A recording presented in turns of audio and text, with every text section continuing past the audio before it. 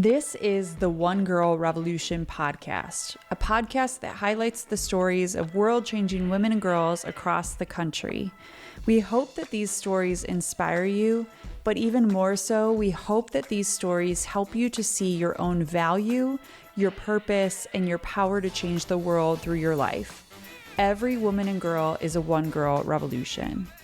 On this week's episode of the One Girl Revolution podcast, we welcome Jess Ronne, founder of the Lucas Project, a nonprofit organization dedicated to providing recognition, resources, and respite support for families and individuals with children who have special needs. The Lucas Project is named after Jess's son, Lucas, who has profound disabilities. Jess's journey as a mother and caregiver has given her firsthand insight into the joys, challenges, and sacrifices of caring for a loved one who has special needs. The Lucas Project was born from Jess's desire to give caregiving families the support and recognition that they deserve and often lack.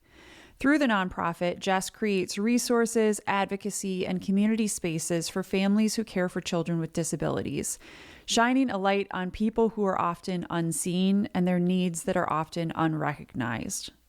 Jess is also a powerful storyteller, author, producer, using her voice and storytelling to raise awareness and spark change.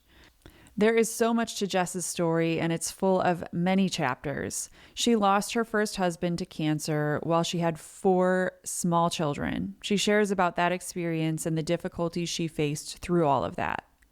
She ended up meeting her husband, Ryan. They merged their families, adopted each other's children, and now they live together in Michigan. In this episode, Jess shares her inspiring life journey, the stories behind the Lucas Project, and the profound impact it's having on individuals, families, and caregivers. Get ready to be inspired by her strength, vulnerability, and dedication. Here's my conversation with Jess. Jess, welcome to the One Girl Revolution podcast. Yeah, thanks so much for having me. I'm so excited to have you on to talk about your story, to share your story with our listeners, but also to talk about the incredible work that you're doing with the Lucas Project. And I know it's such a personal project for you because it is based on a very personal, loving story from your own life. And so I want to talk about that. I want to talk about all the incredible work that you're doing to help others through the Lucas Project and Lucas's story. But before we get into that, this podcast is all about the evolution of the person. I'm always curious about where people came from and kind of the stepping stones that led them to the story that they're writing now. And so I would love if you could rewind and tell our listeners a little bit about you, who you are, where you're from, and a little bit about your own journey before Lucas came into the world. Well, goodness, that is a big question, and one that I am kind of currently unpacking in the past couple of months even. I am the oldest of 12 children. So as you sort of look at the scope of my life, you're like, oh, okay, firstborn, type A. She's been a caregiver her whole life. And looking back even in photo albums recently, it's me, like 2-year-old Jessica, and then my mom had twins right after that. So it's me usually holding one of the babies as a 2-year-old so that she could, get stuff done around the house or take care of the other baby. And then she just went on to have, a bunch of kids. So I've kind of been in this caregiving role most of my life. Was married young, had my first child, Caleb, in 2002 with my husband, Jason, who was a personal trainer and tennis professional.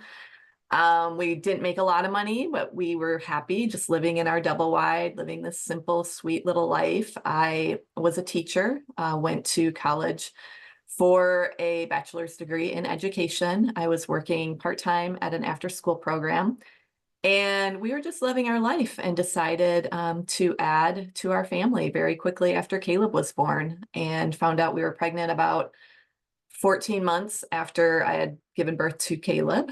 And that is kind of the beginning of when my life story takes a drastic turn.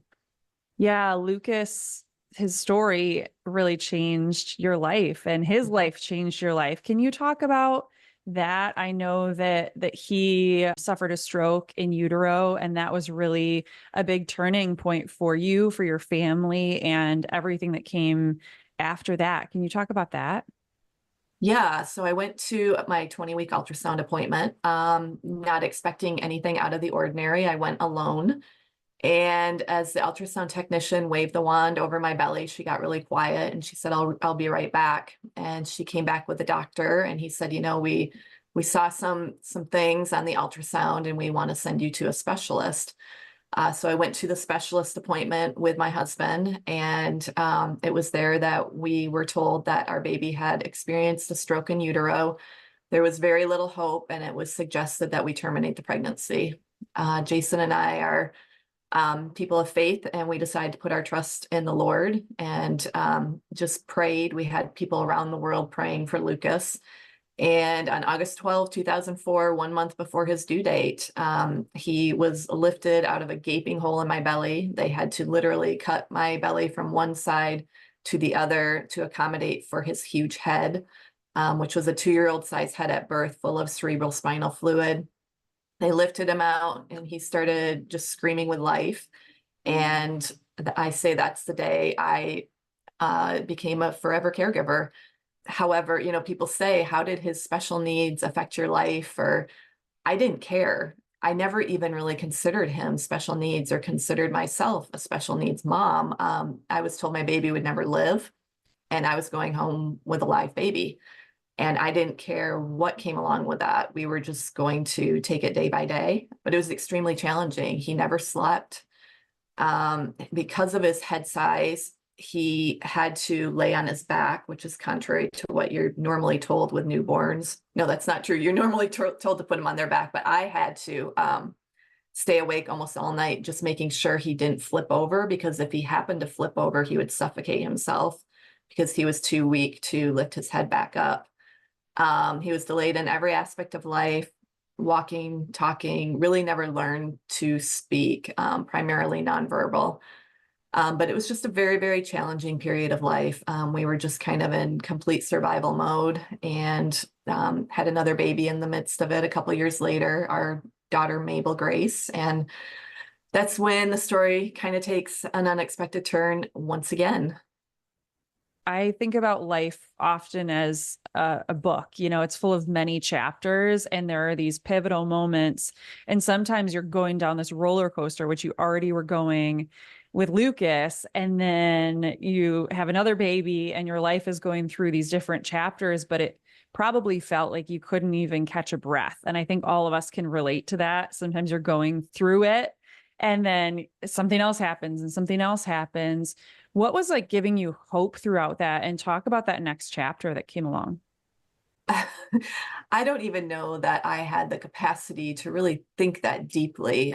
We attended church. We had a very tight-knit community that did rally around us after Lucas was born. I think the goodness of people gave me hope. People showing up with meals, people showing up to help, people showing up to watch Lucas occasionally so we could get a break. And then I for sure felt that when after our daughter Mabel was born, she was about 6 months old. I turned to my husband one night and I just said, "Hey, I got to run across town to my dad's house. I'll be right back." And pulled into my dad's driveway and the phone rang. I picked it up and he said, "Jess, call 911." It was Jason on the other end, and the phone went dead. So I rushed back home. My driveway is full of ambulances. Before Jason seized until he passed out, he had enough sense to put Mabel in her bouncy seat. He put Lucas in his exerciser and he put a movie in for 4-year-old Caleb. And then he seized until he passed out after he called me. That led to the longest night of my life. We ended up in the local ER where Jason had been having all kinds of problems, which was so strange. He lost like 30 pounds in a couple of months. He was disoriented. His eyesight was going, just one thing after another, and nobody could figure it out. And this was so strange. He's a gym owner. He's a personal trainer. He's a tennis professional. And the specialist just kept saying, it's type 1 diabetes. You just got to get your diabetes under control. He had never been diagnosed with diabetes before. And so we end up at the local ER, and I'm sitting on the floor with my sister who has her arm around me. And the young doctor comes up to us and he said, we're going to run a PET scan to rule out the possibility of a brain tumor. And I was like, oh, like it all just clicked. And I knew he had a brain tumor at that point. He did end up having a brain tumor. They removed it. He went on to have chemo and radiation. He fought brain cancer for 3 years. We ended up unexpectedly pregnant in the middle of that whole journey. I gave birth to Joshua September 15, 2009, and Jason lost his battle with brain cancer August 24, 2010, a month before Joshua turned 1. So I was now a young widow with 4 children under 6, including one who was profoundly disabled. And my husband had just passed away. How do you even, I like, how do you even go from there? Which I know you have put one foot in front of the other. And I know that there have been so many difficult moments that we could talk about from that moment. And I just think about the resiliency of women in these situations. And I'm so sorry that you went through that, but was there a moment that you were like, I have to pick myself up by my bootstraps, or has it literally been putting one foot in front of the other since then? Rage carried me a lot during that time period. I look back now and, there are different fuels that we can tap into. And that's kind of the fuel I tapped into, a lot of raging at God. Like, I just don't understand this. I feel like you're throwing every possible brain scenario into my life, because 5 months before Jason passed away, even Lucas had brain surgery. So it was just like one brain issue after another. I'm, big and pregnant, trying to deal with just complete chaos. It was just holding on for dear life, one day at a time, and just going, I can't believe this is my life. And people absolutely held me up with their prayers, with their support, with their meals, with their monetary donations that I would, because Jason's not working. He can't work. I'd go to the mailbox every day, overflowing with checks and money, like, to see the goodness of people surround me during that time. I think that is what carried me, just to know that I was seen and held, and like I had just an army of people ready to help out wherever and however they could.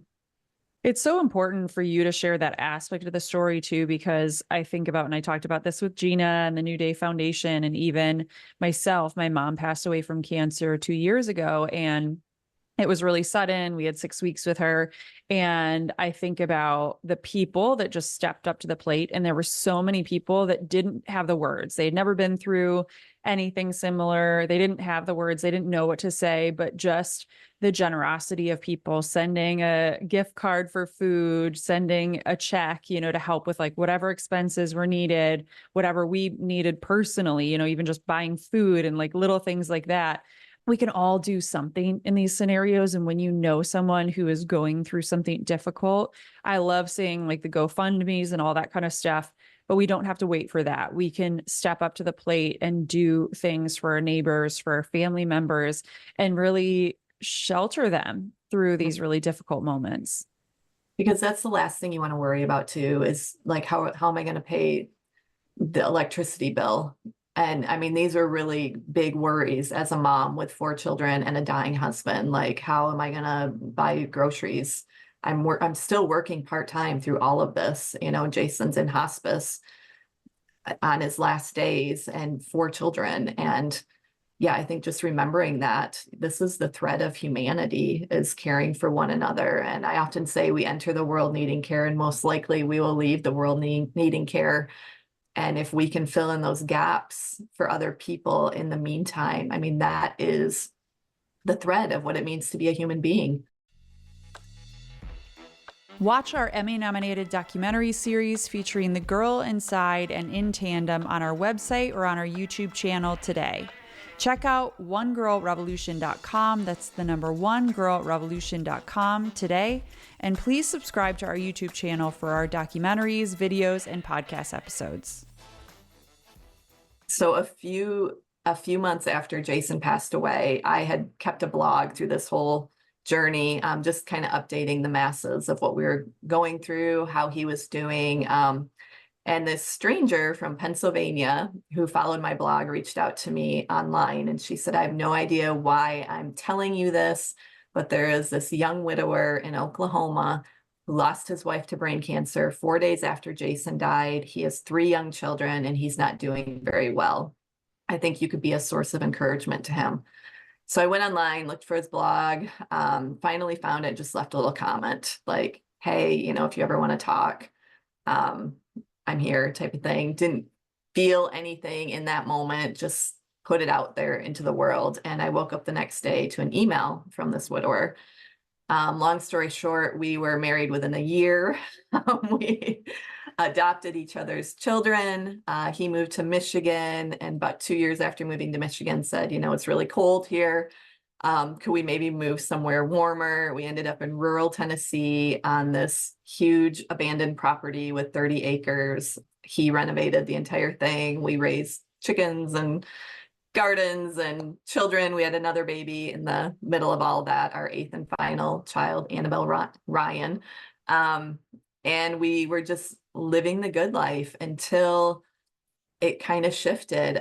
Lucas began to age and go through puberty. And again, he's still nonverbal. He still needs help in every aspect of life. He's still incontinent, and he started to become very aggressive towards us and towards his siblings. So much so that my husband ended up in ER twice with panic attacks that resembled heart attacks. There were just no resources, no respite, like no churches with special needs ministries, no nonprofits that serve families like mine. And when Lucas was born, I vowed one day to start a nonprofit in his honor, kind of always thinking that the nonprofit would help the children. That's what you think. I'm going to help my child. And as we were floundering so much as caregivers, I realized that the child is only as healthy as the caregiver. And so Googled how to start a nonprofit, printed off all the paperwork, sent it in. A couple months later, I guess I'm the founder of a nonprofit called the Lucas Project. We found a local school that offered their facility free of charge. We did so many things wrong. We didn't even have liability insurance or anything. Visionaries like us, we just kind of jump in and hope things work out. I've learned a lot in 7 years, but we offered this respite day to local special needs families. And it was a huge blessing until COVID came along. We had to shut down in-person respite days. So then we started sending out care packages, which was kind of like respite in a box, which it's a concept that has really taken off. And people now nominate caregivers to receive these care packages. We partner with our local children's hospital and bring about 50 care packages every quarter to the parents there with their children. It's just a really amazing thing. And we are in the process of starting in-person respite in West Michigan as well. So that's also part of the story. We ended up moving back to West Michigan a couple of years ago just because we could not find the resources that we needed in Tennessee. Yeah, that's the hardship for so many people is there aren't resources everywhere. And that's why I love so much about the work that you're doing, because caregivers need that respite. They need resources. They need to know where to go. And so many people, even like yourself, with Lucas, they didn't give you a packet when you went home from the hospital to say, all right, this is how his life is going to go. These are the resources you need. People have to figure it out themselves, and every kid is so different. We never know when a baby is born exactly what they're going to go through. And so people need to have organizations like yours out there that it's like, oh my gosh, like here is just a network of people that even if they don't know all the answers, they can connect with other organizations or find other organizations. I know the New Day Foundation does something similar where it's like, oh, hey, we can't necessarily help you, but let me pass you over to this organization. And I know that's so much of what you're doing at the Lucas Project. It's, respite, it's resources, it's these care packages, but also just a community of support for people. Yeah, we try to fill in the gaps wherever we can. We also created a documentary called Unseen, How We're Failing Parent Caregivers. To back up, our mission statement is we serve parent caregivers with recognition, resources, and respite. So we do that in numerous ways. It's through documentary projects. It's through my podcast, Coffee with Caregivers. I've also written articles that have landed in different national spots. I speak nationwide on the caregiver crisis and why it's so important that we step in and help these families. And then, the care packages, the in-person respite center. We have a caregiver support group on Facebook that has currently over 1,900 caregivers. It's a free resource. And then our caregiver database at the lucasproject.org, which is kind of that connection point that you were talking about, where we have, I believe it's over 300 resources now nationwide, all sorted by category. So like if you need respite or you need a residential facility for your child, or, whatever that looks like, you can hop on there. There's even like a free lasagna meal that you can sign up for. If you just don't want to cook one night because you're exhausted. So yeah, again, all that's at thelucasproject.org. I will be sure to put your website, all the different links to the documentaries, to all the different things that you have mentioned too, so people can easily get connected, because it's so important for us to know what's out there. And even for ourselves, I think about it, even if we don't know what it's like, we don't have a child with special needs or someone, we're not a caregiver, we know someone who is. And so we can always be a resource for other people. And that's why this podcast is so important, for people to listen to these stories and say, okay, do I know someone that could benefit from knowing about this resource, this organization that's out there, and connecting people too? We can all do that as well. Yeah, exactly. So I would love to hear a story or two, if you wouldn't mind sharing, Jess. I know there are so many individuals and families that have worked with you, who have been connected to you, but is there a story or two of someone who has been helped through the Lucas Project? And it could be something as simple as someone was having a bad day and they got the care package and you heard about it and it just changed brightened their day. But is there a story or two that really shows the impact and the importance of the work that you're doing that you could share? Yeah, we receive emails like that all the time from caregivers who do receive our care packages. We've also, received thank you notes from people who've participated in the in-person respite. And I would say, specifically our Unseen documentary, we've had so many caregivers come up to us and just say, thank you so much for showing the world what we go through, because I think people want to help, but families like mine, like the world is not created for children like mine, for like Lucas. It's not accessible.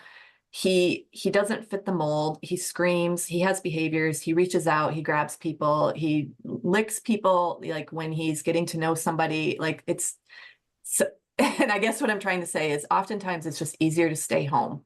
And I know there are lots and lots of families like mine who just don't get out into the world because there aren't special needs ministries, there aren't accessible playgrounds, there aren't accessible ways into certain environments or buildings or whatever. So we stay home, we're super isolated, we're stressed, we just hole up at home because it's safe. And I think those are the families that we want to bring out into the light. And that's what we tried to do with our documentary Unseen, was showcasing those families. My heart breaks for the families that nobody really wants to talk about, the ones dealing with the aggression, the ones who are ending up in ER because their child hurt them, the ones with the holes in the walls. I have one of my best friends, the past 48 hours, her 18-year-old daughter has eloped numerous times, and they find her in the middle of the night walking down the highway naked, profoundly disabled, level 3 autism. Mom and dad sleep beside her all night, every night for 18 years so that she doesn't do this, but she still continuously gets out of the house. This is a monthly occurrence. These are the families that I want to see and serve, because they're forgotten. They don't have, these cute stories or these feel good, children who smile and laugh and make us all feel good. They are drowning at home, and just bringing their stories to the light and saying, okay, what are we going to do to serve these families? And at some point, we're going to have to address the housing crisis. That's another layer of our story. Even we moved back to Michigan, and we were told that Michigan had more resources for long-term living facilities. And when we arrived, it was like, oh, no, not really. You or your husband would have to probably die. And then Lucas would get bumped to the top of the list, and then he might end up in the UP, like 5 hours away from where you live. And that wasn't acceptable for us. So we created our own group home. And he moved in February with 3 other disabled adults. And that's been a massive transition in our life. But we do want to create more group homes in the future, because I think that's the issue that keeps parents like me awake at night. What happens to my child when I die? And somehow solving that issue for these long-term facilities, which is a segue into the next documentary we're creating. It's about the housing crisis, and figuring out that question, because I think most parents can even wrap their minds around, okay, I raised this child for 18, 19, 20 years, but then they're kind of supposed to fly the coop. But that doesn't happen with, children like Lucas. So solving that piece of the puzzle for families would make such a huge difference, I think, just in the mental health of so many of these families. Yeah, it's such an important aspect that you brought up, and all those different aspects, because we don't think about it unless we actually are in that situation. Mm-hmm. But it is a forgotten about population, and all of the systems are broken and they need to be fixed. And I even know adults with special needs who have pretty much been abandoned by their family, by their family members, and they're like struggling, trying to get through on a day-to-day basis, but like struggling to pay their bills, their rent, struggling to find a job. And they're just, I know, especially with adults, there weren't as many resources as we have now. But in thinking about that, I know that there is so much farther for us to go. There's so much work to be done. And the way that we actually see change is by raising our voices, sharing our stories, like what you're doing, and like what so many other families are doing when they find an opportunity or outlet. That's what I love about your podcast too, is you're really creating the space for caregivers to share their stories, because we need to sound the siren, right? We need to bring change and help these people, these individuals, be brought into the light, because it is a forgotten about population, both the caregivers and the children, no matter what age they are. Some of these are adults, there is no documentation of special needs. I know individuals that are that way, right? That are in their 50s or 60s. And when they were in school, it was all handwritten documentation. And so now there's no resources for them. Community of mental health isn't there for them. And people don't realize that until you're actually like there. And so I just think it's so important for each and every one of us, no matter who we are, to raise our voices, to be sharing stories like yours, to be supporting organizations like the Lucas Project, and getting involved, because we can all be a part of the change. Yeah, I agree. And even, I mean, it can be as simple as like, if you belong to a church or a parish, or, finding a group home in your area, and just, touching base with the director of that group home and saying, can we bring some meals, or can we bring the residents on an outing once a week? Or there's so many ways that we can just step up and be helpful. And I think it's just, like you said, it's bringing that to the surface, and at least allowing people to be aware of the information, because that's where it begins. If you're not aware, I mean, ignorance is bliss until it's not. Until it's you that, become the caregiver, and you're like, oh gosh, there are no resources. Why aren't there any resources? Well, because people haven't been talking about this. So I hope that even stories like ours can change the narrative a bit. It is. Your story is changing the narrative and opening people's eyes to these forgotten about stories, to these forgotten about individuals. And like you said, we can all do something. I love the idea of reaching out to a local group home and saying, what can I do? And I even was thinking about this little girl, now she's 16, but a 9-year-old started an organization called 3 Wishes for Ruby's Residents. Her name's Ruby. Mhm. And she goes to local senior living facilities in Arkansas and grants wishes to elderly people. And it's just an opportunity for them to be seen, because they're another Yeah. forgotten about population. And I'm thinking, as we're talking, I'm like, how cool would that be for anybody who's listening? Find a local group home and call them and ask like, hey, can I throw a pizza party for everybody there one Yeah. day? Or handwrite little cards. I mean, these people, it's so lonely. We all Right. experience loneliness. There is a loneliness epidemic in this world. Mhm. But you think about caregivers, they're facing loneliness. You think about the individuals with special needs, they're living in many cases a very isolated life because nobody pays attention to them. Nobody talks to them, even when they're out and about. And so we can all do something just to be there for each other. Yeah, I agree. We need to get back to that tribal model. I mean, statistically, I think they say like 32% of Americans even know who their neighbors are. And I think that's just pathetic. Why don't we know our neighbors? Like, if our neighbor is going through something, we should show up and offer something. Like, here's a lasagna or some tacos. Like, and it's just it's the concept of we're so busy, we're so involved in our own, honestly, like it's this too, like it's our cell phones, and we don't even lift our heads up to be like, oh, you're my neighbor. Is there any way that I can reach out and help you? And I just think that could change the world if all of us would just get to know our neighbors. It's so true. It's so true. We can all do something. And so Right. I encourage people to look around and see the people that maybe you don't know your neighbors, do something about that. Go say hello, drop off cookies, little things. We can all do little things for one another. And I totally agree that we need to go back to the ways that it used to be, where we Yeah. supported one another and families supported one another, and also strangers that were living near one another kind of built this community.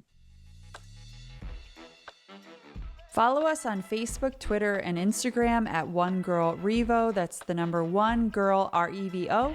We're on TikTok at One Girl Revolution. And please subscribe to our YouTube channel at One Girl Revolution. That's the number one girl revolution. You can find all of our social media links, previous podcast episodes, our Emmy-nominated documentary series, and more on our website at onegirlrevolution.com. That's the number one girlrevolution.com. Jess, I know you have a book coming out, so I have to ask you about it. Tell me about this incredible book. Yeah, it's behind me. Whoops, right there. Caregiving with Grit and Grace. Oh, this book was painful to write. It went deeper than any other book. It's 100 Days of Hope and Encouragement for Caregivers, and I just had to dig really deep. It's for caregivers in all capacities. It includes my stories from, walking my late husband through cancer for 3 years. It's, about me being a caregiver to 12 siblings. It's about being a caregiver to a profoundly disabled young man who's now 20, and how I will be his caregiver in some capacity for the rest of my life. And I just hope and pray that people are blessed when they read this book. They are each short little meditation/devotions that take, a couple minutes daily to work through. I wanted to keep it short and sweet because I know caregivers don't have a lot of time, but I feel like each one is packed with a pretty big punch and a big message of hope and encouragement, and just to be daily sustained and to put our hope in Christ and allow him to really provide the grace that we need to get through this holy work. Because really, I don't believe that there's any holier work this side of eternity than caring for somebody else. I totally agree. And I think it's such an important book to be out there. And I'm so grateful that you took the time to write it. And I can't wait for everybody to read it. But also, we can all buy copies of it to gift to other people too. We should all buy it, read it, support you, support your great work. But also, we can buy it and give it away to other people, to friends that we know are caregivers, to individuals that we know are caregivers. But also think about like giving a copy to your doctor or a nurse, just those people all know people that are going through it as well. And so we can all do something. And I think if everybody bought a couple of copies, shout out to your book. If everybody bought a couple of copies and gave them away, how powerful would that be to really change the narrative and change people's lives? Yeah, I'd love it. I mean, that's what every author wants. So that would be Get a little fantastic. plug in there. Get a little Right. plug in there for Do people it. to buy the book. So I know you have the book coming out. I know that you are working on your second documentary, but where do you hope that you and the Lucas Project go from here? What's coming up for you guys? We are launching an in-person pilot program for respite in West Michigan in January. So we're excited about that. It's just going to start very small to make sure that we do have the capacity to serve this population.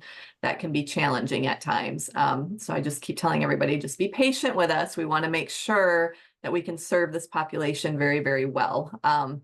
So we have that coming up. We continue our partnership with our local hospital for our care packages.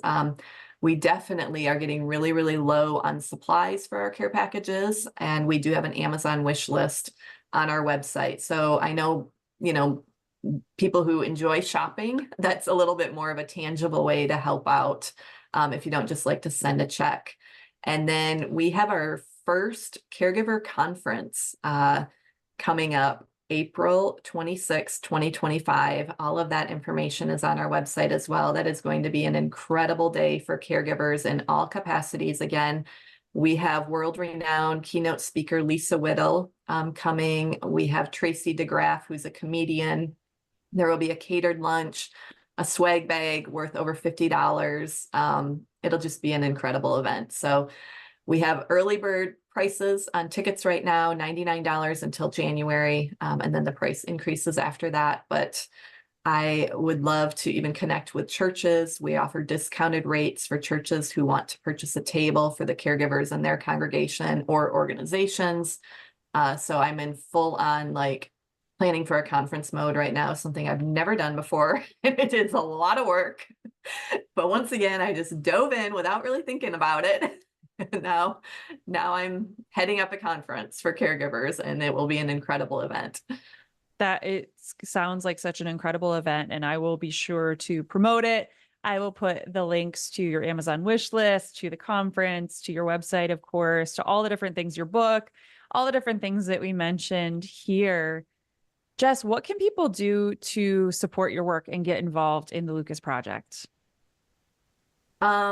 There's so many ways, just kind of depending on where you're located. We're always looking for volunteers, especially for this in-person respite opportunity that we're starting here in West Michigan. The care package supplies, we go through those very quickly, just with all of our nominated caregivers and, the partnerships that we have. So keeping those supplies rolling in is a really big deal. We have Starbucks coffee gift cards and spa items and books and journals and all kinds of things. We like to pack those care package supplies full of just like luxury type items that would make a caregiver feel seen and encouraged. What else? The conference, we're looking for corporate sponsors to help us put this on for caregivers. We do have people coming in from all over the world, not all over the world, all over the nation. Nobody's flying in from all over the world. But we're really excited about this, and I just hope it's a really successful event. And I don't know, I'm happy to speak too about this, about the caregiver crisis and how different organizations or churches can support caregivers. So if that's at all interesting, feel free to reach out, and I'd love to, talk about how we can partner. There is so much that people can do. And I love that you brought up corporations, because I think a lot of corporations are looking for opportunities to be supportive of things, and what great work that you're doing. It would be so incredible if corporations supported this great conference and supported the great work that you're doing. And I know also, like we talked about before, there's so much that we can all do to emulate your work too. So I'd love to ask you, what can people that are listening, what can they do to emulate your work and help caregivers in their own communities, their own families, and their own friend groups? I really believe it just begins with, locating these people. Again, it's, figuring out who your neighbors are and what are they going through. And it doesn't necessarily have to be a special needs family, but even if it is a special needs family, I know that often the idea of stepping in and providing respite is kind of scary if you don't understand, the particular child's needs or behaviors or aggression or whatever. But there are so many ways that you can help families like mine. I mean, I just think of the ways people helped me in the past. We had a yard work crew come and, cut our lawn and weed my flower beds. I had somebody working in my garden, canning all my tomatoes while I was caring for Jason, when he wasn't doing well. I had a woman who gave haircuts offer to come into my home and cut all my kids' hair, just so I wouldn't have to, get him out and get Lucas out, who's nonverbal and screaming, and licking people, she was like, I'll just come into your house and take care of it. I had another family offer to take all my kids shoe shopping before school started. So I think it's just locating those families, saying, this is my skill set. If you give massages, or if you love doing laundry, or you like cleaning or baking or cooking, it doesn't have to be, I want to babysit your special needs child. Like, families like mine have to-do lists that never end. And I think that is caregiving families in general. So just say, I am really good at this. Would that be at all helpful for your family? Or do you have some medications or some groceries that need to be picked up next week? I would love to take that off your to-do list. Or can I bring your car to go get an oil change? Just all those little things are so helpful. And just, I think too, don't take no for an answer. If a family says no, they're lying. They do need help. They just don't want to admit it, or they don't want to seem vulnerable. And I think an easy way to even approach that is, I'm bringing a meal for your family next Wednesday, lasagna or tacos. Make them pick something and then show up and just, bless them with whatever that meal is. Yeah, I love that. Sometimes we have to force it upon Mhm. people, because especially when you're going through it, you're going through this difficult chapter. It's like, feels like one more thing, like, oh, well, then I'm going to have to entertain them. And then I'm going to have to like be a good host when they stop over. And I think saying, you know what, I'm going to come next Wednesday. I'm dropping off food. I'm Yep. not talking to you. I'm dropping off a bottle of wine, whatever your thing Yep. is. And just say, I'm dropping it off. I'm not going to talk to you. And then I'm walking away. And if you need anything else, let me know. I'll stop at the grocery store on the way.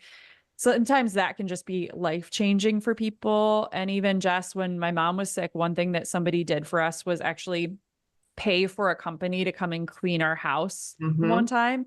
And it changed everything for all of us. We were like, oh my gosh, this is magical. And so even things like that we can do, where it's like, hey, if you don't have the time, but you have the money, like, hey, I'm going to pay for somebody to come over and organize. There are all these organizational companies out there, organize your pantry or fold laundry and put it away. We can all do something to support people that are going through something. And if it's a short-term thing, doesn't matter, still do it. If somebody's going through a short-term cancer diagnosis, do something. Or if it's long-term, like in your situation, where someone has a family member with special needs, or, they're going through it, we can all do something, whether it's a regular basis thing or even a one-time thing. It can just change the lives of the caregivers as well as the individuals. Yeah, I agree. Jess, if you could get to the very root of why you do what you do every single day, I know Oh. you're, it's a deep question. This is a very deep question, because I know you just have so much on your plate. First your family and Lucas, and then you're running this organization, and you're writing this book, and there's just so much going on. But if you could just take a moment and just get down to the very root of what drives you, why you do what you do every single day, especially in the days when it's really difficult, or even with the nonprofit, you're like, all right, why am I even doing this? What would you say that root is?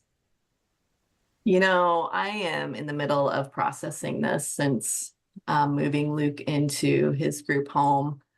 I didn't really ever have the time or space to process up until his move. And once he moved in, I kind of hit complete burnout. I think my body just continued to fight for years. And he's the thread. I have figured that out. Like, my son is the thread, or has been the thread for most of my work, is, getting him the resources, getting our family the resources. And it has evolved absolutely into more families, and me even caring about all of these other families too. But Lucas was the thread. And as I've processed and grieved, even, so many things have come to the surface. I know this about myself: when I am stressed or anxious, they have fight, flight, freeze, or fawn. I immediately go to fight. And I think it's really important to kind of know what you go to as an individual, as a caregiver, as a special needs mom, whatever that is. And my go-to has always been fight, obviously. So it kind of goes back to that anger is fuel. As long as I was keeping my head down, gonna fix it, fix it, fix it, fix it, fix it. And I fixed a lot of things. And now I'm in a little bit of a transitional phase. Like, what is next? Do I want to continue fighting this hard by myself? And I think I'm still trying to sort that out. The families do keep me going. It's a lot as a one-woman show. And just knowing, like, as we move forward, we will need to get some help as we begin to scale and grow. Because I think I need to take some time to decompress a bit. It's been a long 20 years and maybe even 47 years, as I was sharing in the beginning of this podcast about my childhood. Like, how long have I been caring for other people? And at some point, do I take some time to kind of decompress and care for myself so that I can come back healthier and stronger, so that I can continue to do good work in the world? It's so important for women to take that time, and we don't often do that, whether it's, just going out to a coffee shop and sitting by ourselves. I was talking to a friend the other day, like sitting by yourself with your phone off, no children around, with your journal, sitting with your like favorite coffee and just sitting there. I know you're a writer and I'm the same. It's like sitting there with your journal and just like writing whatever you feel like writing and not having the distractions. And the world itself is already so chaotic, and we have social media is constantly like pounding the drum, and then our lives, and women are just so incredible and so resilient, and we carry so much. But it's so important for us to carve out those moments and just be present and reconnect with ourselves too, because I'm sure even with your own story, you're just running on this conveyor belt for years and years and years. And we sometimes start to lose sight of who we are and who we were created to be. And it's so important for us to have moments to reconnect. Yeah, and what brings us pleasure? I mean, that's a question I've been really swishing around lately. Like, what does bring me pleasure? Well, baking bread brings me pleasure. So I'm now baking bread every day. My family loves it, and we're all, putting on a few pounds, but we have bread every night at dinner. And it's like, why can't I carve out more time to do these things that bring pleasure? And I know up until Luke moving into Hope Farm, that answer was, I don't have time. I'm just go, go, go, go, go, go, go, go, go. And now I do. So I think I'm still learning how to allow myself these small pleasures in life. And I think it will be a process of sort of re-regulating my nervous system into like a state of calm or normal or whatever that looks like, because I think it's been a long time. Well, I can't wait to continue to follow everything that you're doing. And you're such an incredible woman, and you have such an incredible story, and you're such an inspiration to me. And I wanted to have you on the podcast because you are a one girl revolution. I know you're one woman carrying the world on your back, but I'm so curious, who is a one girl revolution in your life? Who's a woman or girl that inspires you? I have a few. I keep my inner circle very, very tight. I have a couple of women who have kind of catapulted me from behind the scenes, and they deserve as much credit really for any success I have. One is one of my best friends, and they're not like famous women. They're just, she's incredible. Her name is Katie. And then another is the producer, Amanda, of the Unseen documentary. Both believed in me before I think I even believed in myself, and set up opportunities for me for success. And I was brave enough and stepped into those opportunities. But I will always be very grateful to both of them, I think, for seeing something in my potential before I even saw it myself. That's beautiful. And I think that's one thing that drives us sometimes is the people that believe in us. And we're like, oh, Mhm. okay, now I can believe in myself because somebody else believed in us. And I think that question is always so important to me because we need to look around.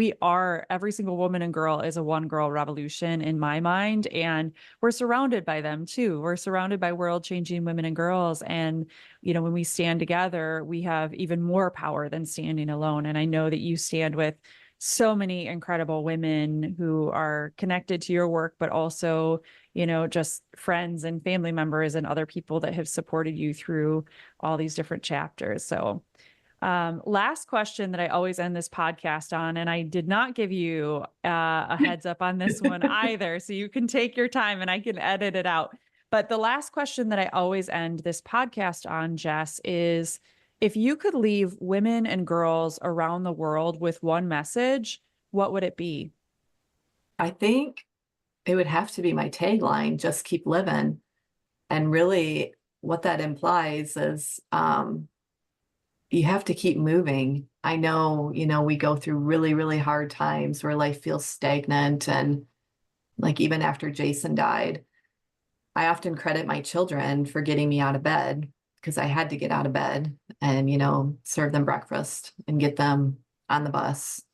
And then I would go back to bed and sleep until they, came home from school, or I would snuggle up with the baby. And, we have to keep moving somehow. And I think that's what that message implies to me. I think it was actually Martin Luther King Jr. who said, if you can't fly, run. If you can't run, walk. If you can't walk, crawl. But you have to keep moving towards hope. And I think that's just how I try to live my life, is continuously moving towards hope. And that has shifted and changed and transformed for sure throughout the years. But not even just hope for myself, hope for humanity. I guess I hope when I die, people do remember me as being somebody who did try to change the world a tiny little bit for the greater good of humanity. Girl, we see it now. You are changing the world every single day in such a massive way, such a big way. And I am just so grateful to know you. Thank you so much for being on the One Girl Revolution podcast. I will put all the links in the show notes so people can easily connect with you and connect with your work and get your book, of course. But Jess, thank you so much for being on the One Girl Revolution podcast. And thank you for all the incredible work that you do. Thank you. For more from One Girl Revolution, to listen to all of our podcast episodes, watch our Emmy-nominated documentary series, follow us on social media, donate to our nonprofit organization, and more, please visit onegirlrevolution.com. That's the number onegirlrevolution.com.